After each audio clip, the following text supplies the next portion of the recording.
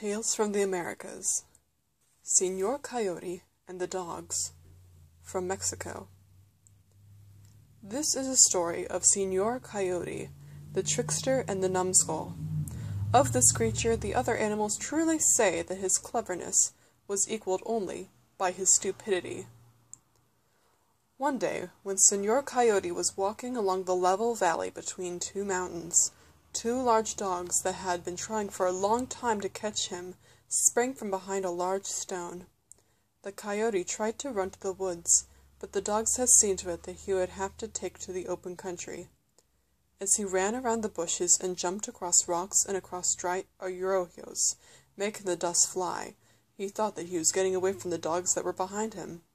Their yelps of "Ruff, ruff, ruff" were getting a little fainter, he thought. Gasping for breath, he looked around for the best direction to take. But while he was trying to make up his mind, two other dogs rose up out of nowhere and made up his mind for him. He was forced to turn back in the direction from which he had come. The dogs had planned to take turns racing the coyote back and forth across the desert until he was too tired to go any further. The dogs behind him were coming closer, and the coyote knew that he was running toward the other two, who were waiting. He knew that he would have to act fast. Upon the side of the mountain he saw something dark and round that made him take heart. He wished that it was closer. It was a cave. And now he saw two dogs in front of him and heard two dogs behind. He made a sharp turn and raced for the foot of the mountain. Now all four dogs were behind him, but they were running faster and coming closer. They were so close that Señor Coyote could hear them argue about which one would get him. He saw the cave in front of him, and a chill of fear went through his body as the thought came to him that maybe the cave opening was big enough for the dogs to enter after him. But the dogs were so close now that they were snapping hairs at the end of Señor Coyote's tail, and so with a flying dive, he landed inside the mouth of the cave. Señor Coyote was lucky. The hole was too small for the dogs. Inside the cave, he ran as far back as he could. Outside, the dogs complained and whined and pawed around the cave a while, and then were heard no more.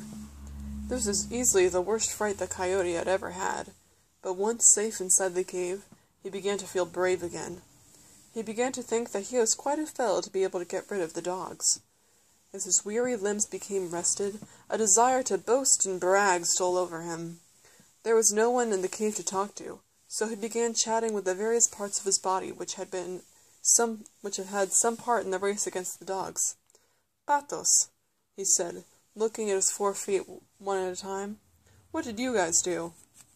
"We carried you away," said the feet. "We kicked up dust to blind the bad dogs. We jumped the rocks and bushes and brought you here." "Bueno, bueno," the coyote said. "You guys are good. You did really well." Then he spoke to his ears. "Hey, ears, what did you guys do?"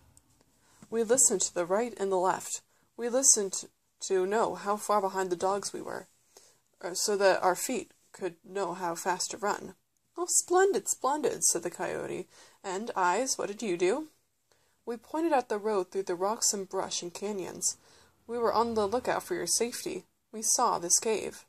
"Marvelous! Ha ha! What a great fellow am I to have such fine eyes, feet, and ears." And so overcome was Señor Coyote with his own self and the great things he had done in his life that he reached over to pat himself on the back. And then he saw his tail back there. "Aha, my tail," he said. "I had almost forgotten about you. Come, tell me what you did in this battle with the dogs."